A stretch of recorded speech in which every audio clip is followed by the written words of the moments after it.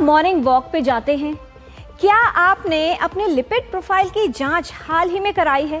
क्या आप बहुत ज़्यादा चिंता करते हैं? क्या आपको बहुत अधिक तेलीय भोजन खाना पसंद है?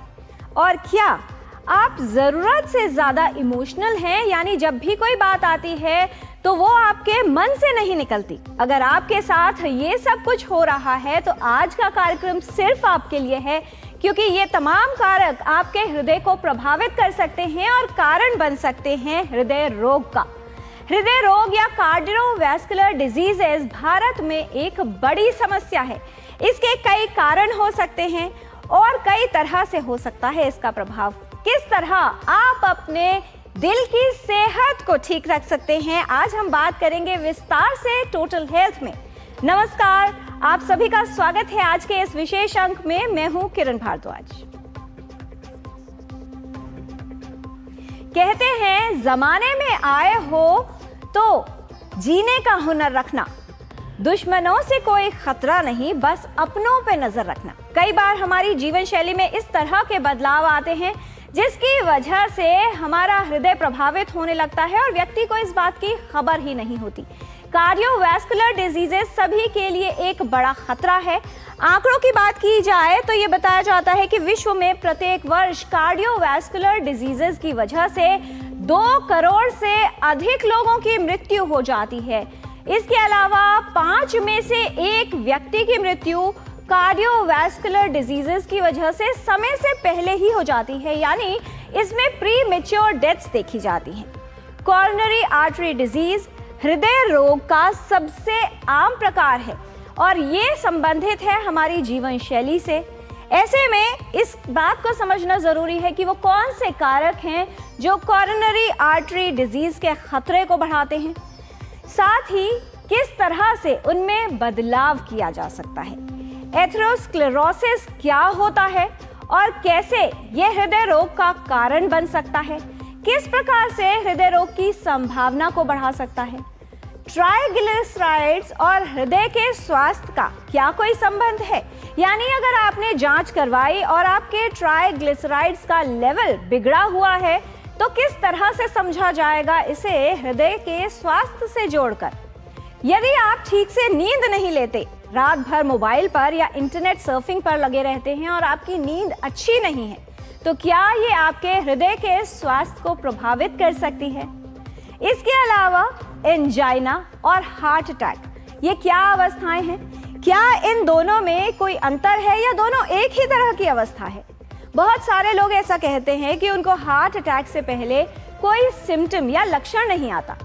साइलेंट हार्ट अटैक क्या है और किसे इसका खतरा हो सकता है, ये भी आपको बताएंगे। हार्ट अटैक के बाद पहले 60 मिनट यानी गोल्डन आवर व्यक्ति के लिए कितने अहम हैं, इस विषय पर आपको मिलेगी जानकारी। ये बताया जाता है कि 80% मामलों में कार्डियोवैस्कुलर डिजीजेस के कारण समय से जो पहले मृत्यु हो जाती है उसको रोकना संभव है। कैसे, ये जानेंगे विशेषज्ञों से। जानकारी की शुरुआत कर लेते हैं और समझ लेते हैं कि हृदय हमारे लिए कितना महत्वपूर्ण है, क्या कार्य करता है और किस प्रकार से हृदय की सेहत प्रभावित हो सकती है। कौन से वो लक्षण हैं जो इस ओर संकेत करते हैं कि आपके हृदय का स्वास्थ्य ठीक नहीं है। हृदय को स्वस्थ रखने के उपाय क्या हैं और हृदय के लिए कौन से कारक जो हैं वो खतरे का संकेत हो सकते हैं, ये तमाम बातें आपको विशेषज्ञ बताएंगे। जानकारी की शुरुआत करेंगे एक रिपोर्ट से और ये समझेंगे कि हृदय हमारे लिए कितना महत्वपूर्ण है और कितनी महत्वपूर्ण भूमिका निभाता है व्यक्ति के स्वास्थ्य को ठीक रखने में।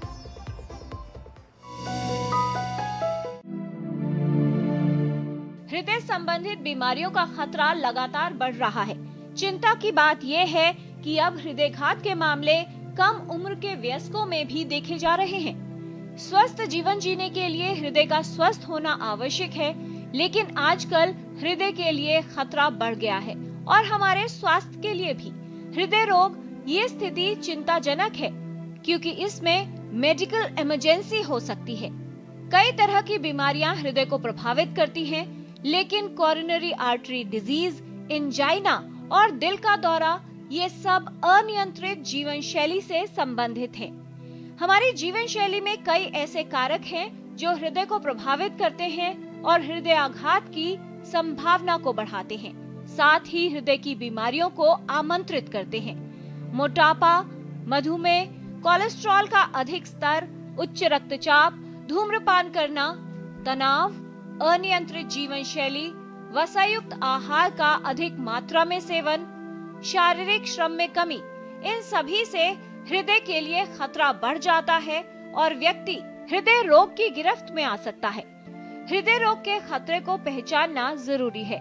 यदि आपको ये समस्याएं नहीं है, लेकिन आपका वजन अधिक है, आप व्यायाम नहीं करते, अधिक तैलीय भोजन खाना पसंद करते हैं या अधिक तनाव में रहते हैं, तो हृदय रोग आपको अपनी गिरफ्त में ले सकता है। इसलिए सतर्क हो जाएं, आज से ही अपनी जीवन शैली में बदलाव करें। आप किस तरह का भोजन ले रहे हैं इसका ध्यान रखें, साथ ही शारीरिक सक्रियता बनाए रखें। अपने हृदय के स्वास्थ्य के प्रति सजग हो जाएं और हृदय की सही देखभाल करें, जिससे आपका हृदय सुरक्षित रहे, स्वस्थ रहे। किरण भारद्वाज, डीडी न्यूज। 29 सितंबर को है विश्व हृदय दिवस, इसलिए आज विशेषज्ञों को हमने यहाँ स्टूडियो में बुलाया है, जिससे आपके हृदय की सेहत की बात की जा सके। क्योंकि अक्सर लोग दिल की बातें तो बहुत करते हैं, लेकिन दिल यानी हृदय के स्वास्थ्य के बारे में बात कुछ कम होती है। हृदय को कैसे स्वस्थ रखा जा सकता है और आजकल की इस जीवन शैली में क्या सुधार करने हैं आपको, जिससे आपके हृदय की सेहत ठीक रहे, ये बताएंगे विशेषज्ञ। इस विषय पर विस्तार से बात करने के लिए हमारे साथ स्टूडियो में उपस्थित है विशेषज्ञों का खास पैनल। उनसे आपका परिचय करा दें। हमारे साथ हैं doctor Rajeev Narang, professor and head department of cardiology, All India Institute of Medical Sciences, New Delhi.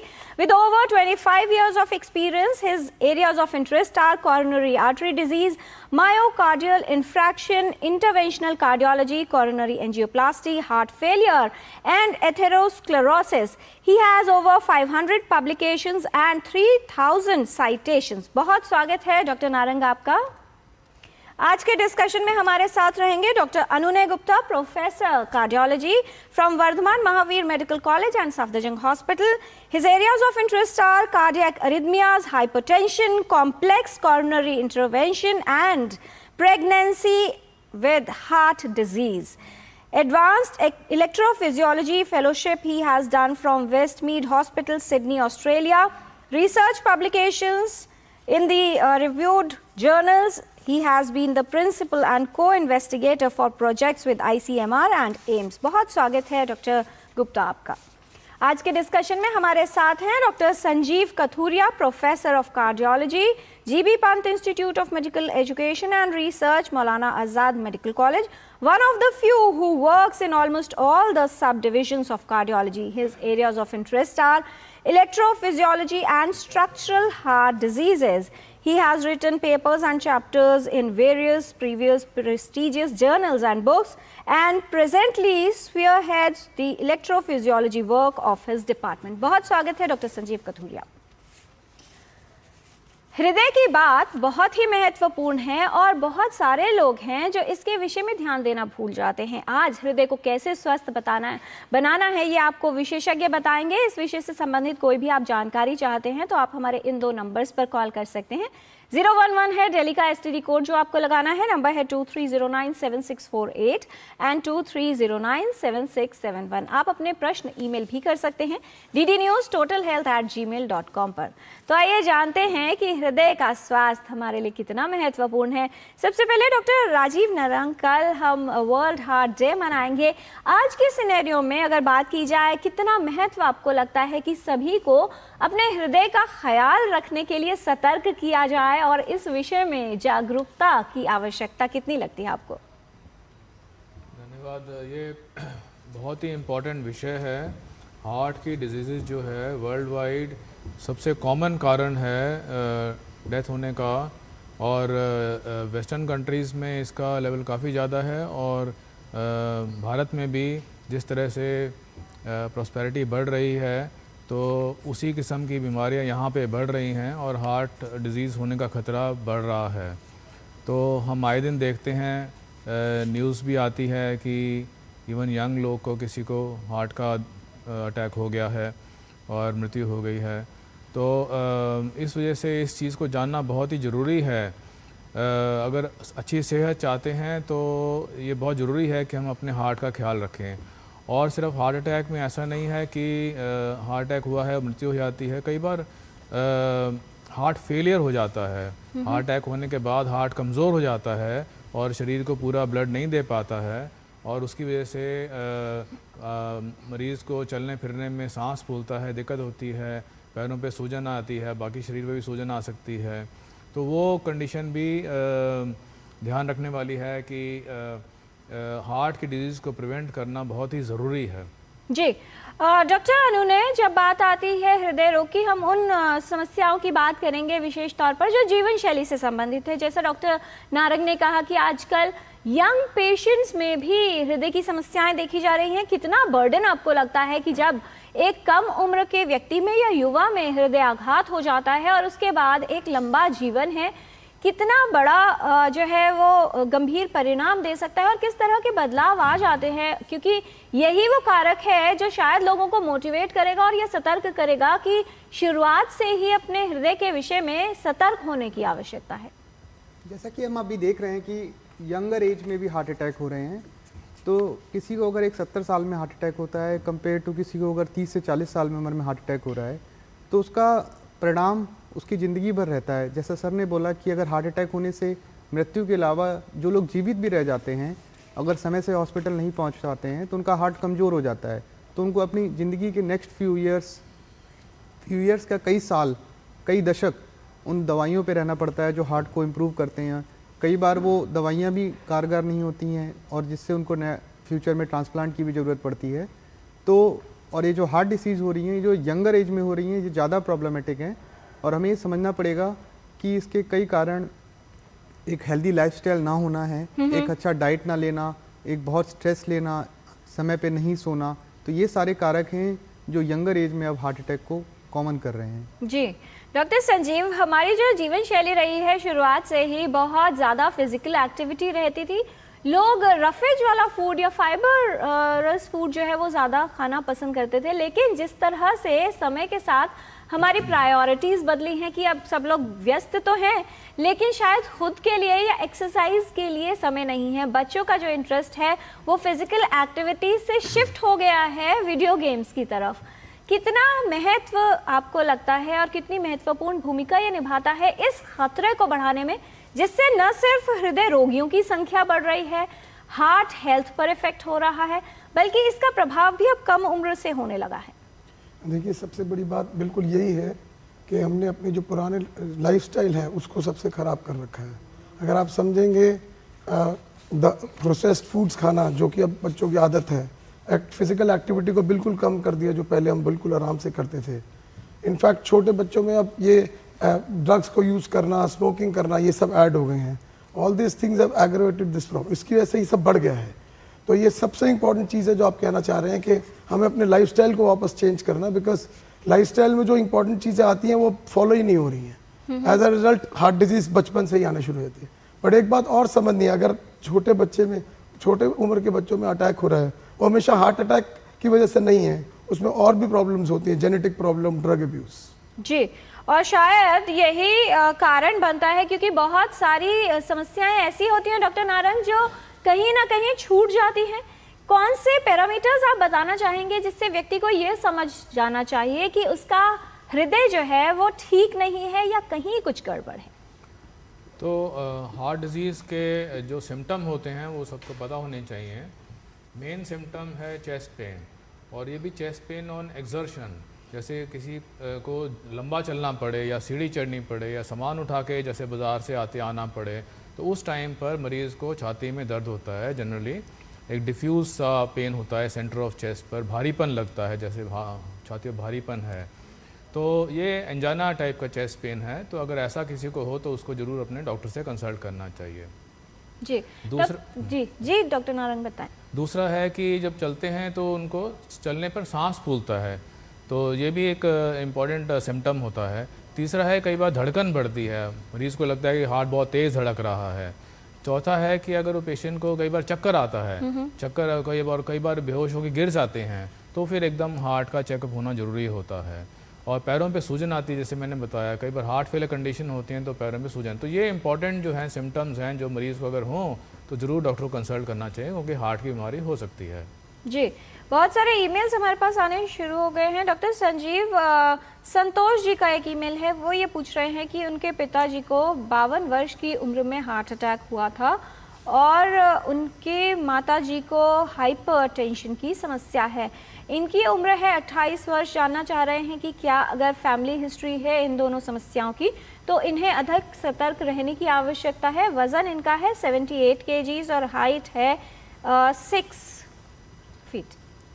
जो इन्होंने बात बताई उससे सतर्क रहने की ज़रूरत तो बिल्कुल है। देखिए 52 साल पे हार्ट अटैक होना तो इसलिए हो सकता है कि उनको कोई रिस्क फैक्टर्स थे, जैसे शुगर, ब्लड प्रेशर, या वो स्मोकिंग करते थे, उसकी वजह से भी हो सकता है। बट अगर उनको कोई रिस्क फैक्टर नहीं था और उनको 52 साल की उम्र में अटैक हुआ है तो ये हेरिडिटी चीज़ भी हो सकती है, क्योंकि ये थोड़ा प्री मेच्योर अटैक है, उस वजह से तो उनको सतर्क रहना ही है। अगर उनकी माता जी को ब्लड प्रेशर है और वो जेनेटिक ब्लड प्रेशर है तो इनमें आने की भी पूरे चांस हैं। इंपॉर्टेंट चीज़ है, अगर उनका वजन ज़्यादा है तो हर हालत में उसको कम करना है, क्योंकि वो बहुत बड़ा फैक्टर है। जो चीज़ें इनको अवॉइड करनी चाहिए, इनको खुद ही अपने बारे में ध्यान रखना चाहिए कि स्मोकिंग ना करें, अपनी शुगर को चेक कराते रहें, अपने ब्लड प्रेशर के ऊपर चेक ज़रूर रखें, अपनी स्लीप पूरी करें, अपने वजन अगर ज़्यादा है तो उसको कम करें। अगर कोई दवाइयाँ लेते हैं तो उनको प्लीज़ अडेयर करें, ये नहीं है दवाई ली और कोई चीज़ ठीक हो गई तो उसको छोड़ दिया। Adherence to drug is very important. तो उनको अपने लाइफस्टाइल को हर हालत में मॉडिफाई कर देना है, क्योंकि अगर इन्हें पता है कि इनके पिताजी के रिस्क फैक्टर्स थे फिर तो अलग बात है, इनको भी उनको कंट्रोल करना है, और अगर नहीं थे तो इनको ज़्यादा सतर्क रहना है, क्योंकि ये जेनेटिक फैक्टर से भी हो सकता है। जी, मॉडिफाइबल फैक्टर्स यानी वो कारक जिनमें हम बदलाव कर सकते हैं। डॉक्टर गुप्ता, किस तरह से समझाना चाहेंगे उन कारकों के विषय में? जैसे फैमिली हिस्ट्री है उसको शायद कोई बदल नहीं सकता, लेकिन अगर ऐसा है तो वो कौन से कारक हैं जिनको लेकर अधिक सतर्क रहने की आवश्यकता है? और जब हृदय रोग जो है उसके लिए जांच की बात आती है तो अगर जो हाई रिस्क ग्रुप में आते हैं लोग, कौन सी उम्र से उनको नियमित रूप से जांच करवानी शुरू करनी चाहिए? अगर हम मॉडिफाइबल रिस्क फैक्टर्स की बात करें तो हार्ट अटैक के जो इम्पोर्टेंट मॉडिफाइबल रिस्क फैक्टर्स हैं, पहला है डायबिटीज़। अगर आपको डायबिटीज़ है तो शुगर कंट्रोल रखनी है। सेकंड, स्मोकिंग, अगर आप स्मोकिंग करते हो तो आपको स्मोकिंग बंद करनी है। अगर आप तीसरा, अल्कोहल, अगर आपका अल्कोहल इंटेक है तो आपको अल्कोहल टोटली बंद करना है। फिर एक हेल्दी डाइट, मींस आप कितनी बार भी कोशिश करें घर का बना खाएं, इंस्टेड ऑफ बाहर से मंगाने के लिए आप कोशिश करें आपके सारे मील घर में बने हों। आप अगर काम पे जाते हैं तो कोशिश करें कि सुबह घर से खाना लेके जाएं रेदर देन बाहर का खाना खाएं। और सबसे इम्पॉर्टेंट फैक्टर है एक्सरसाइज। एक्सरसाइज अगर आप रेगुलरली कर रहे हैं, जैसे कि अमेरिकन हार्ट एसोसिएशन रिकमेंड करती है कि आपको 150 मिनट एक हफ्ते में रेगुलर विग्रस एक्सरसाइज करनी है, जिसमें cycling, swimming, walking, brisk walking और रनिंग आता है। और कम से कम आधा घंटा स्ट्रेंथ ट्रेनिंग करनी चाहिए हफ्ते में 2 से 3 दिन, कि आप मसल स्ट्रॉन्ग करें अपनी। हाँ, और रही बात किस यंग एज में क्या ब्लड टेस्ट कराना चाहिए, तो सबसे इम्पॉर्टेंट ब्लड टेस्ट जो आप एक मॉडिफाइबल रिस्क फैक्टर है वो है हमारे लिपिड लेवल्स। हमें पता ही नहीं होते कि हमारे कोलेस्ट्रॉल लेवल बढ़े हैं, और इसका कई बार वजह हमारी डाइट होती है, और उससे भी ज़्यादा कई बार वो आनुवंशिक होता है, क्योंकि मोस्ट ऑफ द लिपिड जो कोलेस्ट्रॉल, ख़राब कोलेस्ट्रॉल होता है, वो हमारा लिवर बनाता है और वो हमें पता ही नहीं होता हमारा बढ़ा हुआ है। तो 30 साल से अगर आपकी उम्र ज़्यादा है तो आपको एक बार अपना लिपिड प्रोफाइल और अपनी शुगर चेक ज़रूर करानी चाहिए। और अगर ये नॉर्मल है तो कोशिश करिए कि हर 5 साल बाद आप इसे रिपीट कर रहे हैं, क्योंकि अगर फ्यूचर में अगर प्रॉब्लम आ रही है तो वो पता चल जाएगी। जी, दीपक जी का एक ईमेल है डॉक्टर नारंग, वो ये पूछ रहे हैं कि क्या जो हम सामान्य लेवल्स की बात करते हैं, चाहे कोलेस्ट्रॉल का स्तर हो, बीएमआई का स्तर हो या फिर ब्लड प्रेशर का स्तर हो, क्या एशियंस जो हैं उनके लिए सामान्य स्तर यानी जो लिमिट्स हैं वो अलग रखी गई हैं, और ऐसा क्यों है? तो ऐसा देखा गया है कि हम एशियंस में हार्ट की डिज़ीज़ जो है थोड़ी सी जल्दी होती है, 5 से 10 साल पहले होती है as compare to western country, western population. तो इस वजह से हम लोग को थोड़ा सा ज़्यादा ध्यान रखने की ज़रूरत है। जैसे बीएमआई है तो वहाँ पर वो लेते हैं कि 25 से ऊपर बीएमआई हो तो फिर एबनॉर्मल माना जाता है, ओवरवेट माना जाता है, जबकि हम कहते हैं कि यहाँ पे कम से कम 23 ही होना चाहिए, 23 से ज़्यादा ना हो बीएमआई। दूसरा है जैसे ब्लड प्रेशर है, ब्लड प्रेशर का अलग अलग थोड़ा रिकमेंडेशन करी गई है, लेकिन ओवरऑल ये ध्यान रखा गया है कि अबाउट 140 से ज़्यादा ऊपर का और 90 से ज़्यादा अगर नीचे का बीपी ज़्यादा हो तो फिर दवाइयों की ज़रूरत पड़ती है। तो 140-90 थोड़ा सा ज़्यादा ध्यान रखने की ज़रूरत है। और उसके आगे जो है फाइनल आस्पेक्ट जो है आपके डॉक्टर देख लेंगे, आप उनको कंसल्ट कर सकते हैं जी। दूसरा है कोलेस्ट्रॉल लेवल का जैसा है, तो कोलेस्ट्रॉल लेवल में डिपेंड करता है कि रिस्क प्रोफाइल कैसी है। तो जिन लोगों की रिस्क प्रोफाइल ख़राब होती है, जैसे डायबिटीज़ है, ब्लड प्रेशर है, जो ओल्डर पेशेंट्स हैं, उन मरीज़ों में हार्ट डिजीज़ होने का रिस्क ज़्यादा है, तो उसमें हम कहते हैं कि हार्ट कोलेस्ट्रॉल लेवल को काफ़ी कम करा जाए। और जबकि यंगर में हम थोड़ा सा रिलैक्स रहते हैं कि भी थोड़ा सा उसमें लेवल जो है हायर लेवल रखते हैं, जैसे एलडीएल लेवल का देखा गया है। तो जिन लोगों को हार्ट की डिजीज़ होती है उनको तो इतना दवाई देते हैं कि उनका कोलेस्ट्रॉल एलडीएल कोलेस्ट्रॉल 55 से भी कम हो जाए। जबकि जिनको नहीं है हार्ट की डिजीज़, मान लो डायबिटीज़ है, ब्लड प्रेशर है, मान लो 60 ईयर का है, तो हम कोशिश करते हैं कि उसमें हार्ट का एलडीएल लेवल है जो है 90-100 से कम हो, 80 से कम हो, इतना रखा है। तो इस तरह से वो इंडिविजुअल पर डिपेंड करता है कि किस तरह का रखा है। फिर एशियंस की एक और बात है, आपने पहले भी अपने उसमें दिखाया कि ट्राइग्लिसराइड्स का रोल हो सकता है एशियन कंट्रीज़ के अंदर ज़्यादा हो। और ट्राइग्लिसराइड्स का जहाँ तक बात है तो हम लोग को थोड़ा सा उसके बारे में ज़्यादा ध्यान रखने की ज़रूरत है। जी, बहुत सारे ईमेल्स हमारे पास आने शुरू हो गए हैं। सुनील जी का एक ईमेल है जो एलडीएल के बारे में जानना चाह रहे हैं। साथ ही एक कॉलर है हमारे साथ, दौलत राम जी हैं फोन लाइन पर। उनका क्या सवाल है ये भी आपको बताएंगे और विशेषज्ञ आपको राय भी देंगे इस पर। लेकिन उससे पहले लेते हैं एक छोटा सा ब्रेक। आज हम टोटल हेल्थ में बात कर रहे हैं हृदय के स्वास्थ्य के बारे में और आपको बता रहे हैं वो सारे कारक, वो सारे उपाय जिनसे आप अपने हृदय के स्वास्थ्य को बेहतर कर सकते हैं। कुछ और जानकारी इस ब्रेक के बाद। आप देखते रहिए डीडी न्यूज। हींग देना, वो वाली MDH की सुपर हींग। जिन्होंने यूज किया है वो जानते हैं असली हींग का स्वाद। MDH सुपर हींग, शुद्धता का असली तड़का। असली मसाले सच सच MDH। भारत सरकार ने सभी देशवासियों के हित में टर्म लाइफ इंश्योरेंस से जीएसटी पूरी तरह से हटाकर जीरो कर दिया है। इससे टर्म लाइफ इंश्योरेंस काफी सस्ता हो गया है। पॉलिसी बाजार पर अब 1 करोड़ का टर्म लाइफ इंश्योरेंस सिर्फ 400 रुपए महीने से शुरू। मेरी पसंद, मेरी पसंद, मेरी पसंद, मेरी पसंद, हमारी पसंद, हम सबकी पसंद। मजबूत देश का मजबूत सरिया हो गया स्टील।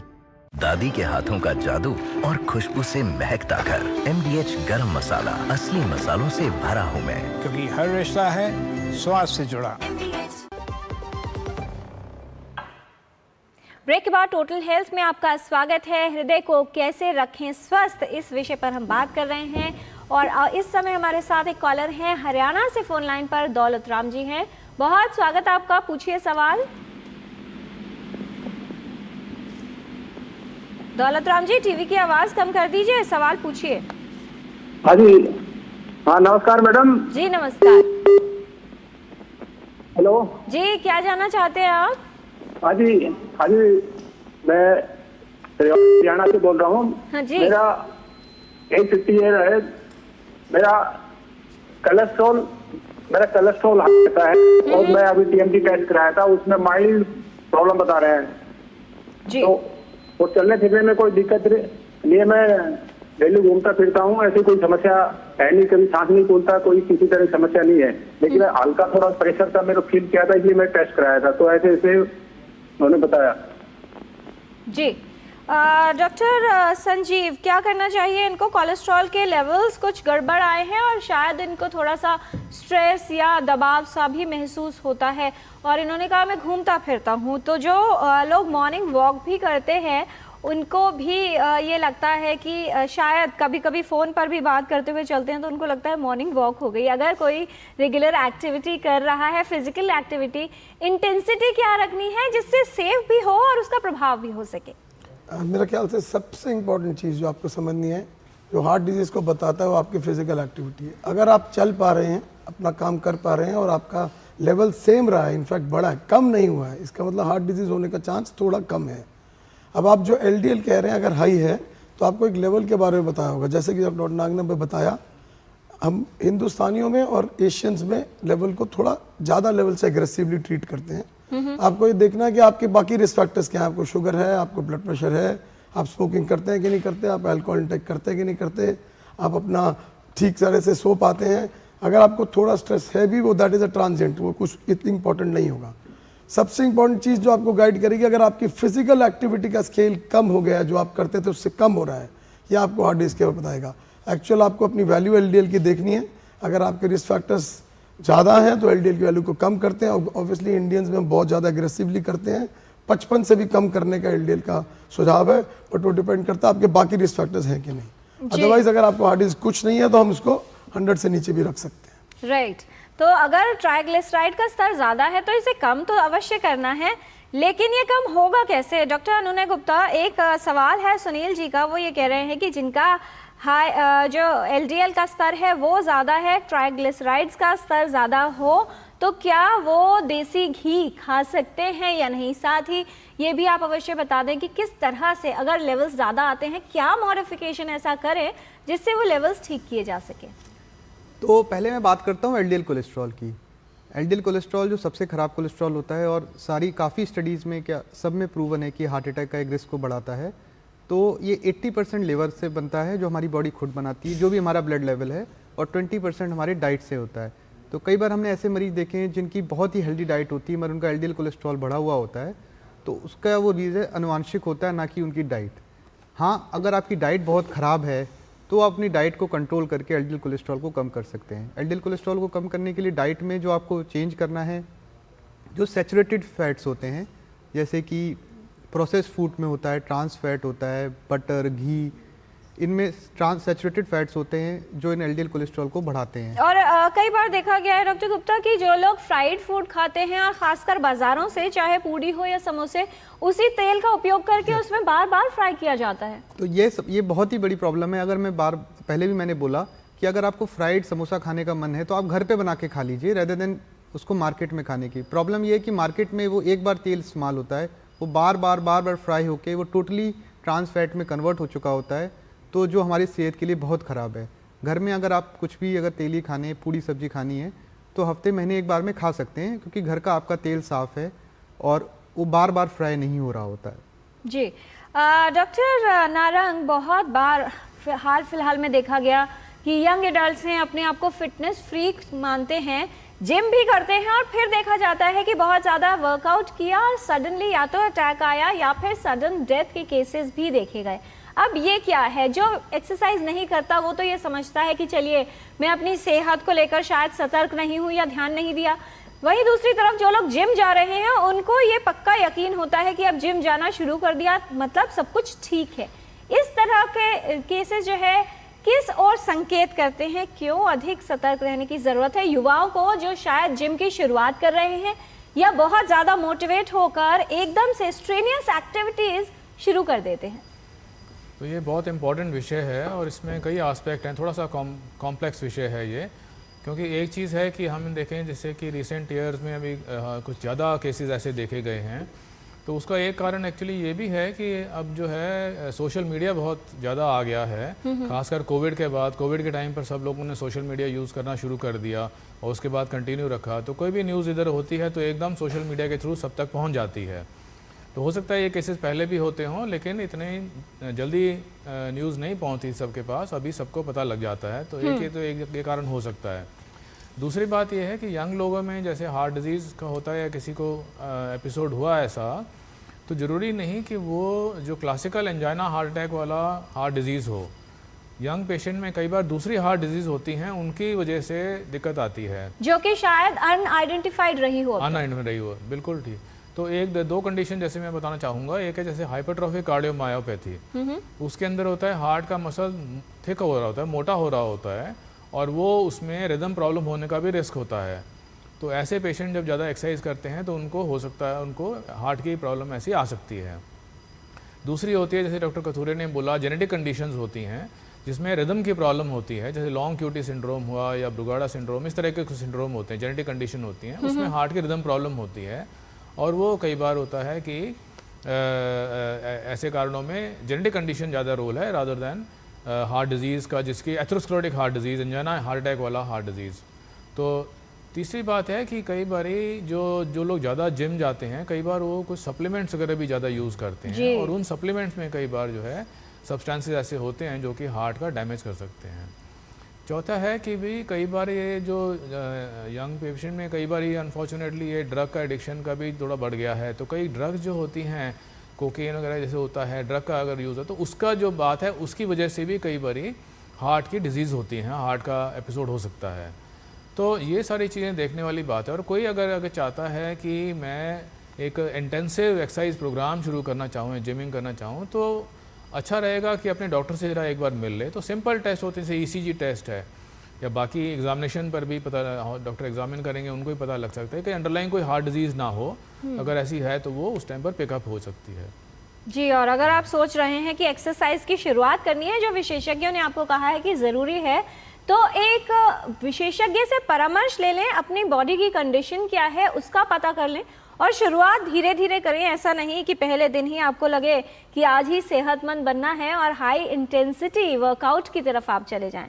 एक कॉलर है फिलहाल, विभोर है हमारे साथ नोएडा से फोन लाइन पर। विभोर, स्वागत आपका, पूछिए सवाल। मैम, मेरे को ये पूछना है कि मेरी मदर के हार्ट की आर्टरीज के अंदर कैल्शियम डिपॉजिट हो गया है 65%। ओके। अब डॉक्टर्स का ये कहना है कि ये कैल्शियम रिमूव नहीं हो सकता, तो कोई ऐसा ट्रीटमेंट है जिससे कैल्शियम रिमूव हो जाए, कोई ऑपरेशन या फिर कोई मेडिसिन? जी, डॉक्टर नारंग क्या कहना चाहेंगे? ये हार्ट की नसों में जो बीमारी होती है, जैसे एंजाइना हार्ट अटैक होता है, एथेरोस्क्लेरोटिक प्लाक होते हैं, उसमें कई बार कैल्शियम जमा हो जाता है। तो वो एक उससे एक इंडिकेटर होता है कि हार्ट में ये डिजीज़ हो सकता है आ रही हो। तो इसमें होता है कि कैल्शियम एक बार जो जमा हो जाता है वो अक्सर कम नहीं होता है, उतना रहता है। हमारा मेन एम होता है कि वो बढ़े ना, हार्ट की डिजीज़ बढ़े ना।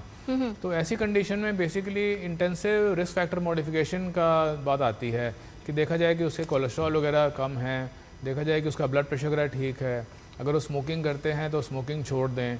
तो इस तरह के कंडीशन, बाकी मॉडिफिकेशन करी जाए, रेगुलर एक्सरसाइज करी जाए, डाइट कंट्रोल करा जाए, तो उनसे वेट अगर ठीक करा जाए तो उससे फिर हार्ट डिजीज़ आगे होने की दिक्कत कम हो जाती है और कंट्रोल हो जाता है। तो कई बार ऐसे मरीज़ आते हैं, वो कहते हैं कैल्शियम है, किस तरह से इसको ठीक करा जाए। अनफॉर्चुनेटली बिल्कुल उसको डिसअपियर कराना मुश्किल होता है, वो ऑलमोस्ट वैसे रहता है, पर मेन एम होता है कि बढ़ता नहीं है अगर अच्छा कंट्रोल करा जाए तो। और एक तरह से अंदर कैल्शियम है लेकिन मरीज़ को कोई दिक्कत नहीं है, तो हम चाहते हैं कि मरीज़ को दिक्कत नहीं होनी चाहिए आगे। थोड़ा कैल्शियम है तो कोई बात नहीं, लेकिन पूरा रिस्क फैक्टर कंट्रोल लगे ताकि उसको आगे हार्ट की दिक्कत ना हो।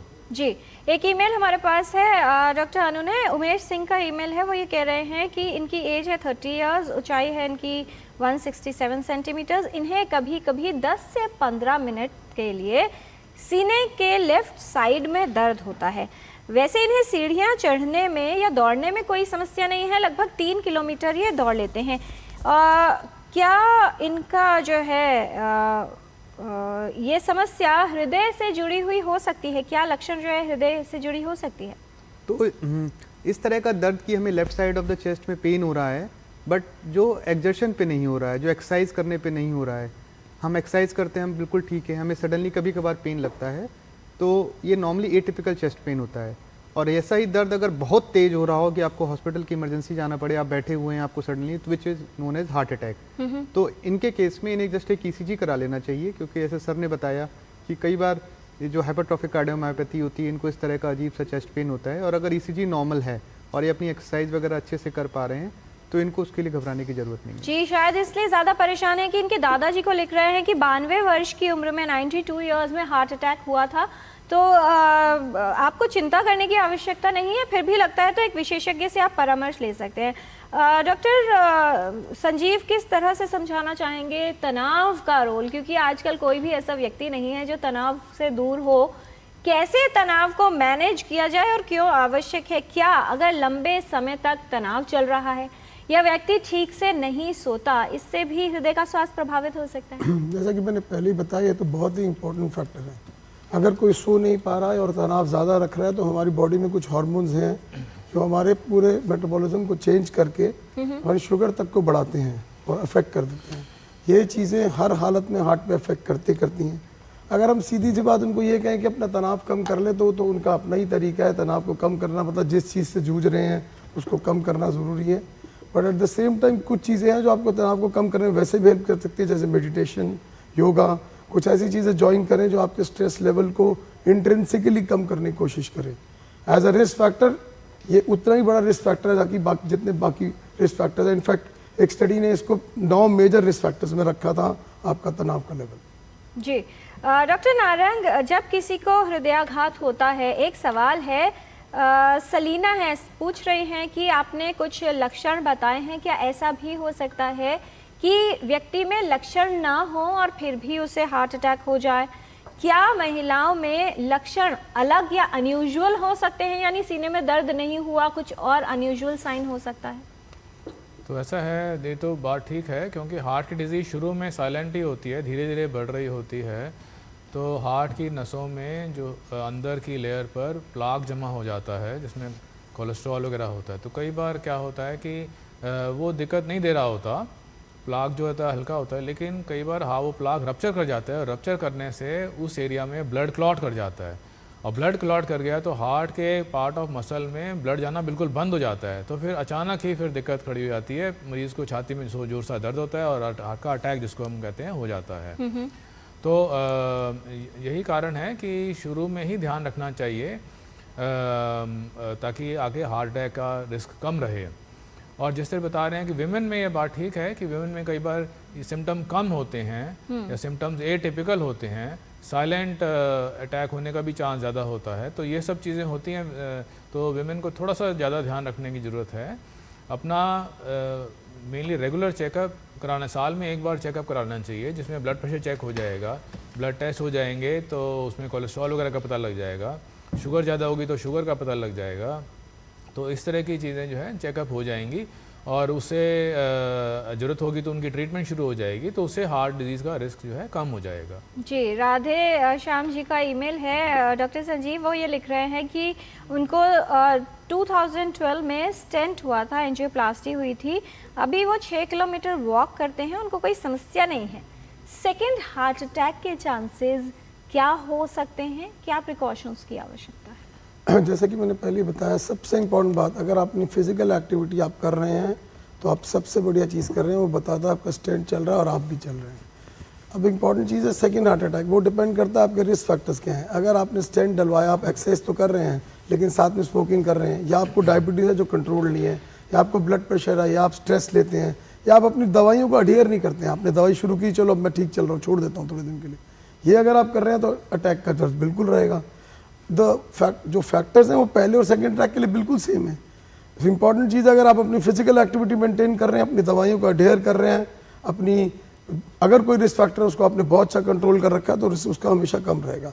बट ऑफ कोर्स एक बार अगर पहली बार स्टेंट डला है, वो किस कारण से डला है, उस कारण को आपने पूरा कंट्रोल कर रखा है, तो सेकेंड अटैक बिल्कुल कम, चांस कम हो जाएगा। जी, एक और ईमेल डॉक्टर गुप्ता, रोशन कुमार जी का ईमेल है, वो कह रहे हैं कि 3-4 वर्षों से उनके माताजी की तबीयत ठीक नहीं रहती, लेग इज़ ब्लोटेड, लेग में कहीं या तो ब्लॉकेज है या दर्द कुछ रहता है, और कोलेस्ट्रॉल जो है वो गड़बड़ाया हुआ है, एबनॉर्मल है।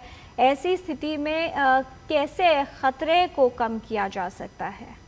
देखिए, लेग इज़ ब्लोटेड मतलब ये कहना चाह रहे हैं शायद पाँव में उनके सूजन है, हो सकता है। तो पाँव में अगर सूजन है तो ये एक अच्छा सिम्टम नहीं है, साइन नहीं है, तो उन्हें अपने लोकल डॉक्टर को दिखाना चाहिए। उनका ईसीजी, इको वगैरह होगा, हार्ट की पंपिंग वगैरह चेक होगी, उसके बाद ही डायग्नोसिस बन पाएगी कि स्वेलिंग किस वजह से है, कि ब्लड वेन्स में क्लॉट तो नहीं है, कि हार्ट वीक हो गया इस वजह से है। और रही बात कोलेस्ट्रॉल की, तो कोलेस्ट्रॉल की एज हम बार बार बता रहे हैं कि कोलेस्ट्रॉल की लेवल को देखना पड़ेगा, क्या वो 100 से ज़्यादा है, 100 से कम है, क्या उनको कोई और रिस्क फैक्टर्स हैं जिसके लिए ऐसा सर ने बताया कि कोलेस्ट्रॉल को और कम करने की ज़रूरत है, तो उनको अपने घर के पास जो भी एक अच्छा लोकल फिजिशियन या डॉक्टर हो उसको दिखाएं और अपना पूरा कंप्लीट चेकअप कराएं, जिससे उनकी डायग्नोसिस बन पाए कि पाँव में सूजन क्यों हो। जी, और एक कॉलर हमारे साथ गाजियाबाद से प्रजापति जी हैं फोन लाइन पर, स्वागत आपका, पूछिए सवाल। प्रजापति जी सवाल पूछे।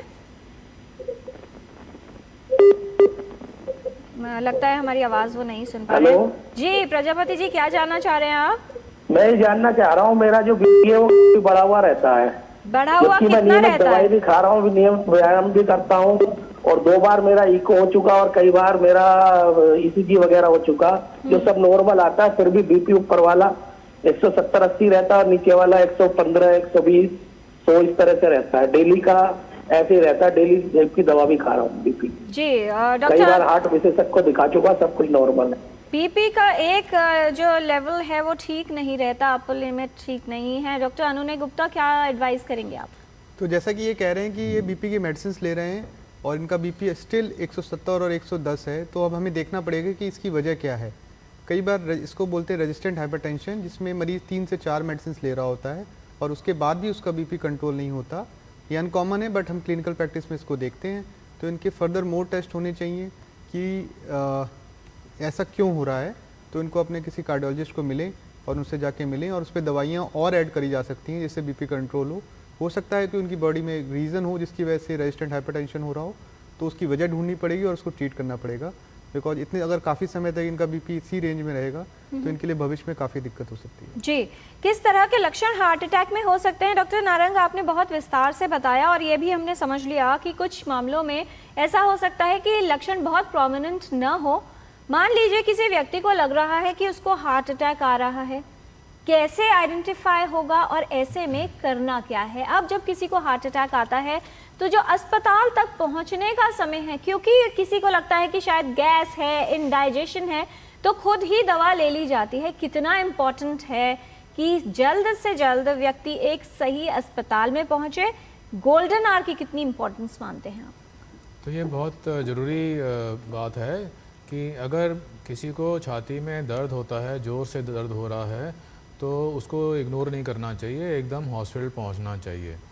तो उसमें जैसे मैंने आपको बताया कि वहाँ पे क्या होता है, हार्ट में जो नसें जा रही होती हैं, हार्ट के मसल को ब्लड सप्लाई करती हैं, वहाँ पे अचानक ही ब्लड जमा हो जाता है, ब्लड क्लॉट कर जाता है और ब्लड जाना बंद हो जाता है। तो हार्ट का जो मसल है वो एकदम उसमें ब्लड कम हो गया, इस्कीमिया वहाँ डैमेज होना शुरू हो जाता है जी। और डैमेज जो है, अगर नस को जल्दी खोल दिया जाए तो डैमेज रुक जाता है और हार्ट का मसल बच जाता है, हार्ट का मसल नॉर्मल वापस हो जाता है। लेकिन जितना टाइम ज़्यादा निकलेगा उतना टाइम उसमें रिकवरी का चांस कम हो जाएगा। दूसरी बात होती है कि जब हार्ट का ब्लड क्लॉट हुआ है, ब्लड नहीं जा रहा है वहाँ पर, तो हार्ट का मसल में रिदम प्रॉब्लम एकदम हो जाती हैं और उसमें वेंट्रिकुलर टेकार्डिया, वेंट्रिकुलर फिब्रिलेशन कहते हैं उसको, और उससे मरीज़ की अचानक मौत हो सकती है।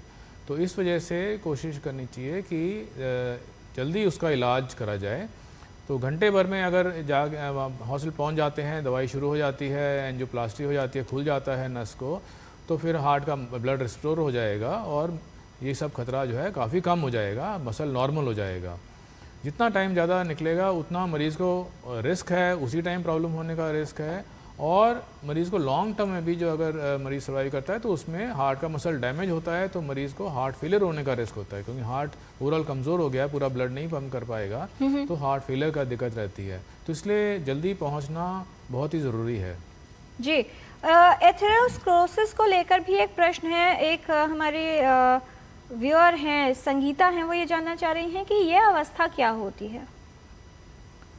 तो एथेरोस्क्लेरोसिस, जैसे मैंने बताया, हार्ट की नसों के जो आर्टरीज हैं जहाँ से ब्लड हार्ट को जाता है, या दूसरे एरियाज़ में भी जहाँ जाता है, ब्रेन की नसों को में ब्लड जाता है, तो उसके अंदर की लेयर पे प्लाक जमा होना शुरू हो जाता है और इस प्लाक में कोलेस्ट्रॉल भी होता है, लिपिड होता है। तो ये धीरे धीरे बढ़ना शुरू होता है और अगर ये लगभग 70% से ज़्यादा नैरोइंग कर रहा होता है तो मरीज़ को बैठे कोई दिक्कत नहीं होती, लेकिन जब मरीज़ लंबा चलना शुरू करे या सीढ़ी चढ़ना शुरू करे या भारी सामान लेके चलना शुरू करे, तब हार्ट को उतना ब्लड नहीं मिलता है जितना मिलना चाहिए और मरीज़ को छाती में दर्द होता है, तो एंजाइना शुरू हो जाता है। और फिर जैसे मैंने बताया, कई बार प्लाक रप्चर कर जाता है, अचानक ब्लड क्लॉट हो जाएगा, ब्लड सप्लाई रुक जाएगी, तो फिर मरीज़ को हार्ट अटैक हो जाएगा। तो एथेरोस्क्लेरोसिस बेसिक डिजीज़ है जो कि हार्ट अटैक करती है, एंजाइना करती है, और ये अगर ब्रेन की नसों में हो तो फिर ब्रेन का स्ट्रोक भी कर सकती है। अगर ये पैरों के अंदर हो तो पैरों के अंदर मरीज़ को चलने पर पैरों में दिक्कत होती है, उसको हम इंटरमिटेंट क्लॉडिकेशन कहते हैं, और अगर वहाँ ज़्यादा ब्लड रुक जाए तो पैरों की गैंग्रीन भी हो सकती है। तो ये सब जगह एथेरोस्क्लेरोसिस जो है कॉमन प्रॉब्लम है। और जहाँ हाइपरटेंशन बात हो रही थी, कई बार किडनी की नसों में एथेरोस्क्लेरोसिस होता है, वहाँ नैरोइंग होती है, तो उससे बीपी ज़्यादा होता है। तो एथेरोस्क्लेरोसिस को प्रिवेंट करना बहुत ज़रूरी है। और जो सारे रिस्क फैक्टर बताए गए हैं, diabetes, blood pressure, smoking, cholesterol और एक्सरसाइज का फ़ायदा और डाइट का फ़ायदा, ये सब एथेरोस्क्लेरोसिस को रोकने के लिए हैं। तो एथेरोस्क्लेरोसिस सेंट्रल डिजीज़ है जी। और अगर आपकी धमनियों में वसा जमा हो रही है तो सिर्फ आपको हृदय आघात का खतरा नहीं है, उसकी वजह से कई अन्य समस्याएं हो सकती हैं, जिसमें ब्रेन अटैक यानी स्ट्रोक भी शामिल है। इसीलिए आजकल सिर्फ हार्ट अटैक की नहीं, कार्डियोवैस्कुलर डिजीजेस की बात की जाती है। अब चलिए कुछ सॉल्यूशंस पर बात कर लेते हैं। डॉक्टर संजीव, किस तरह से अपनी फिजिकल एक्टिविटी पर ध्यान देना होगा, विशेष तौर पर महिलाएं या जो ऑफिस गोयर्स भी हैं, जिनको ये लगता है कि हम बहुत थक गए हैं, शायद हमारा वर्कआउट पूरा हो गया। जब हम एक कार्डियो हेल्थ के लिए वर्कआउट की बात करते हैं, यानी कार्डियो वर्कआउट की बात करते हैं, कितना समय तक किस इंटेंसिटी की एक्सरसाइज की जाए और किस तरह से उसे बढ़ाया जाए, जिसमें न सिर्फ थकना काफ़ी है लेकिन हार्ट को भी सेफ रखना है, सुरक्षित रखना है। सबसे पहली बात मैंने पहले भी बताई, आपकी जो भी फिजिकल एक्टिविटी का लेवल है पहले आप उसको चेक कीजिए। जो फर्स्ट इंपॉर्टेंट चीज़ है, आप अपनी फिजिकल एक्टिविटी जो रोज़ करते हैं, किसी का कहना है मैं ऑफिस जाता हूँ 2 किलोमीटर चलता हूँ, देखिए वो 2 किलोमीटर चल पा रहा है और उसके अंदर कभी कमी तो नहीं आई है। अधिक इंपॉर्टेंट बात है, जैसे कि डॉक्टर अरुण ने ऑलरेडी बता दिया, 150 मिनट की एक्सरसाइज एक रिकमेंडेड एक्सरसाइज है जो आप ज़रूर करें। आप कोशिश करें कि उस लेवल को मेंटेन करें और धीरे धीरे अपनी इंटेंसिटी ऑफ एक्सरसाइज को बढ़ा सकते हैं। अगर आपको बाकी जो रूटीन एक्टिविटी है, अपनी आप रूटीन एक्टिविटी को अपनी रूटीन एक्टिविटी में ही एक्सरसाइज कर सकते हैं, प्रोवाइडेड आप अपना ये देख लीजिए कि भाई मैं इतना पहले चलता था, इससे ज़्यादा चल के थोड़ा कहीं जल्दी उतर जाऊँ, अपने ऑफिस से पहले उतर जाऊँ और चल के चला जाऊँ। These are the ways you will maintain और अपनी एक्सरसाइज के लेवल को मेंटेन करें जी। अब बात होती है विग्रस एक्सरसाइज। विग्रस एक्सरसाइज पहले बहुत इंपॉर्टेंट मानी जाती थी, बट नाउ कॉन्सेप्ट ये है कि आप एक्सरसाइज जरूर करें, विग्रस होना इतना इंपॉर्टेंट उसका नहीं है। अगर आप एक level of intensity of exercise को मेंटेन करते हैं और रोज उसको कर पाते हैं और उसको कुछ महीनों और हफ्तों के लेवल के ऊपर बढ़ा पाते हैं, दैट मीन्स आप अपना काम कर रहे हैं अपने हार्ट। राइट, इसलिए एक्सरसाइज कीजिए और इसके लिए मन बनाइए, क्योंकि जब मन बन जाता है तो समय जैसा भी हो निकल ही आता है। आपको थोड़े से एडजस्टमेंट्स करने पड़ेंगे अपने लाइफस्टाइल में, लेकिन सेहत के लिए ये करना बहुत ही महत्वपूर्ण है, वरना अस्पतालों के चक्कर लगते हैं और फिर व्यक्ति का जीवन कैसा होगा ये नहीं बताया जा सकता। टोटल हेल्थ में आज हम बात कर रहे हैं हृदय के स्वास्थ्य को बेहतर रखने के बारे में। कुछ और जानकारी लेंगे विशेषज्ञों से इस छोटे से ब्रेक के बाद। आप कहीं मत जाएगा, देखते रहिए DD न्यूज़।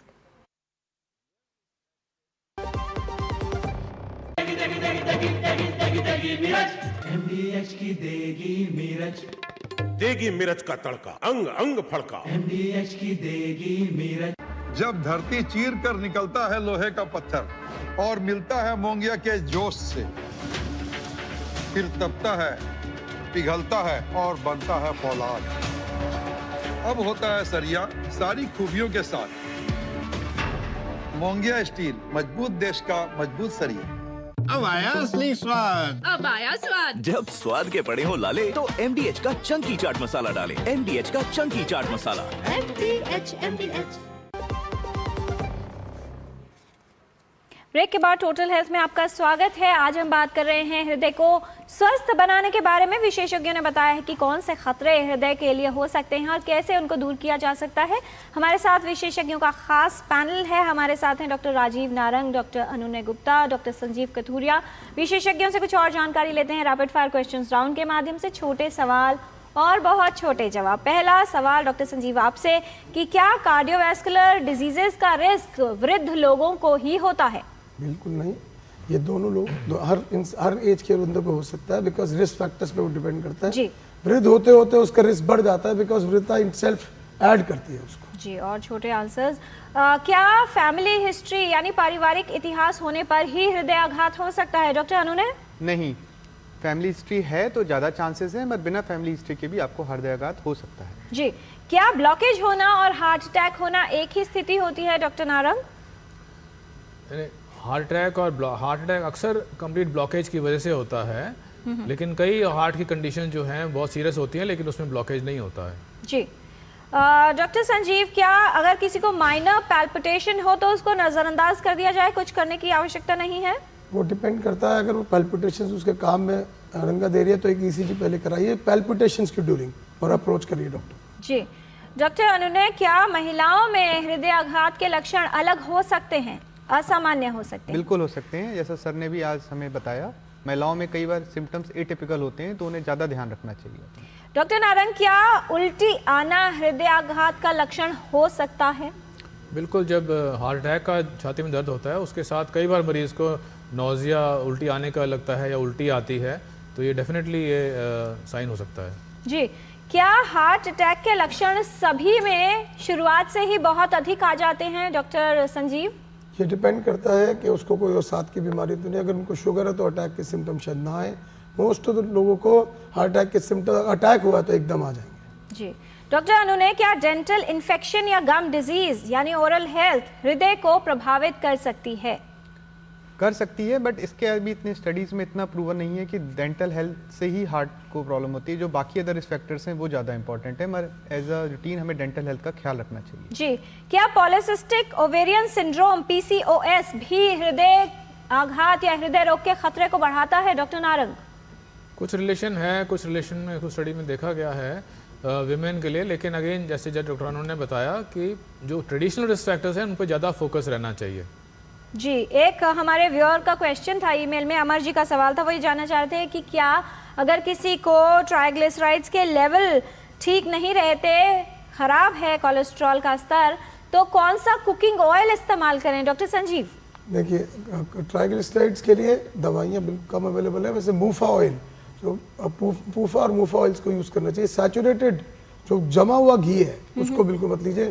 जो पानी की फॉर्म में ऑयल अवेलेबल है वो अपने आप ही जमा नहीं होगा, जो जमा बाहर से है वो अंदर भी जमेगा। जी, क्या अच्छी नींद न होना हृदय रोग को बढ़ा सकता है या उसका कारण बन सकता है डॉक्टर गुप्ता? बिल्कुल, और हम हृदय रोग का एक बड़ा वजह एक अच्छी नींद ना होना है, तो हमें कोशिश करना चाहिए कि कम से कम 7 से 8 घंटा रोज नींद लेनी चाहिए। डॉक्टर नारंग, कुछ लोग ये कहकर चाय कॉफ़ी बहुत पीते हैं, अल्कोहल बहुत पीते हैं कि अल्कोहल हो या कॉफ़ी हृदय के लिए अच्छी है, क्या कहना चाहेंगे?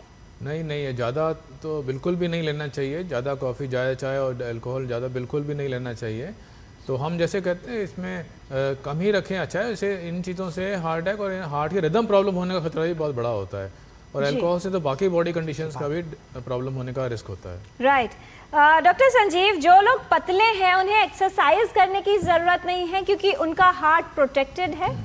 एक फैक्टर उनका कम हो गया, विच इज़ ओबेसिटी। जो मोटापा इस बहुत बड़ा फैक्टर, बट इसका मतलब ये नहीं कि बाकी चीज़ें नहीं, बिकॉज कुछ जेनेटिक हो सकता है, और अगर उनकी आदतें गंदी हैं तो वो अपने आप ही ऐड होने जाएंगी बीमारी के लिए। दोबारा पतला होना प्रोटेक्ट कर सकता है एक बीमारी के पार्ट को। जी, लेकिन ऐसा नहीं है कि एक्सरसाइज ही ना करें। बिल्कुल करनी है एक्सरसाइज, बाकी चीज़ों को बिल्कुल फॉलो करनी है। डॉक्टर अनुनय, क्या CT और MRI की आवश्यकता सभी को होती है हृदय के रोग होने पर? नहीं, ऐसा कुछ नहीं है। CT और MRI की कोई आवश्यकता नहीं होती है। बाकी ट्रेडिशनल जो चीज़ें हैं उनसे हृदय रोग की बीमारी के बारे में पता लगा सकते हैं। डॉक्टर नारंग, अगर अपने हृदय को चेक करना है यानी ठीक है या नहीं, क्या स्मार्ट वॉचेस और फिटनेस ट्रैकर्स घर पर उपयोग करना काफ़ी है?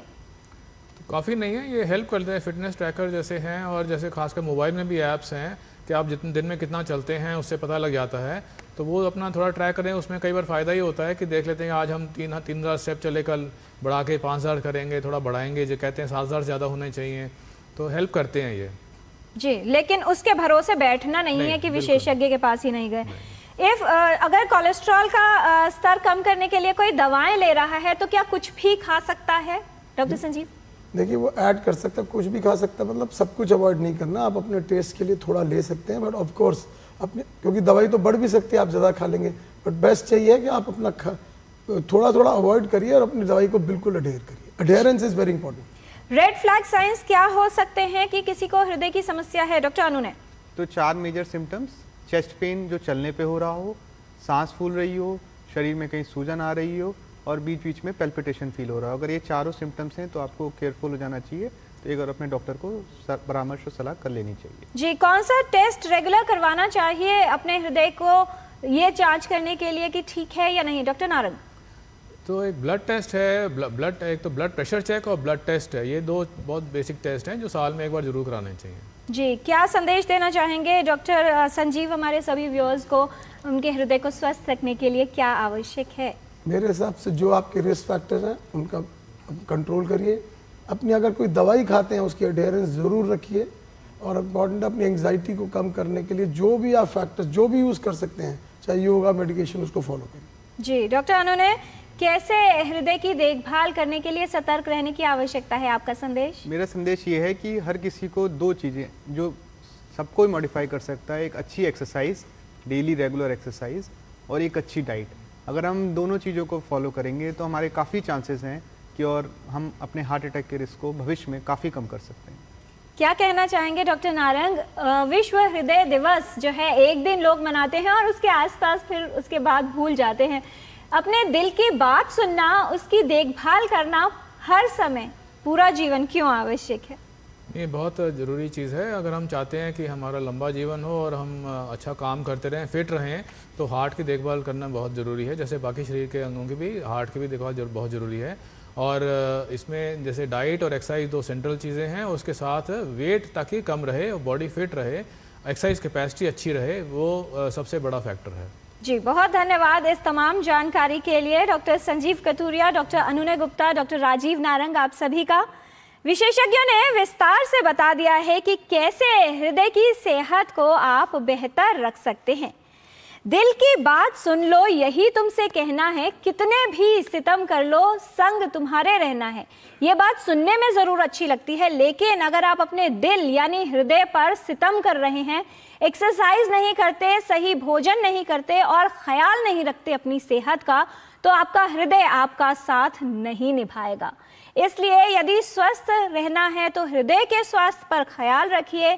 Don't skip the beat. आपका हृदय क्या कह रहा है उसका ध्यान दीजिए और हृदय की सेहत पर ध्यान रखना आवश्यक है, क्योंकि यही आपको कई तरह की बीमारियों से बचा सकता है और आपके पूर्ण स्वास्थ्य को ठीक रख सकता है।